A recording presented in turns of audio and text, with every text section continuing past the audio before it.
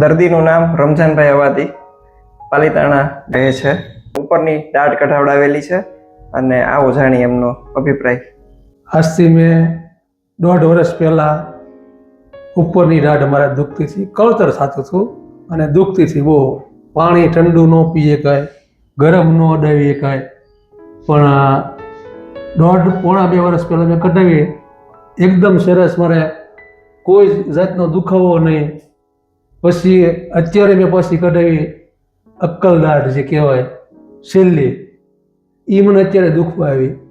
તો એ મેં જરાક દુખતું હતું એટલે મેં બતાવ્યું સાહેબને, એટલે કે તો લાવો આપણે જોઈ જોઈએ. એણે ટ્રીટમેન્ટ કરી, બધી મારી તપાસ કરી અને એકદમ સરસ રીતે મારી એમ કાઢી. અને અત્યારે મને જો કોઈ જાતનો દુખાવો કે કોઈ પણ જાતનું કાંઈ નહીં. અત્યારે જો ગમે એમ કરું તો એ કાંઈ ઠંડુ આઈસ્ક્રીમ ખાધો, બધું ખાવ છું, પણ કોઈ જાતનું કાંઈ નહીં. અને એકદમ સરસ, કોઈ પણ જાતનું કાંઈ દુખાવો નહીં. દાઢ ક્યારે કાઢી?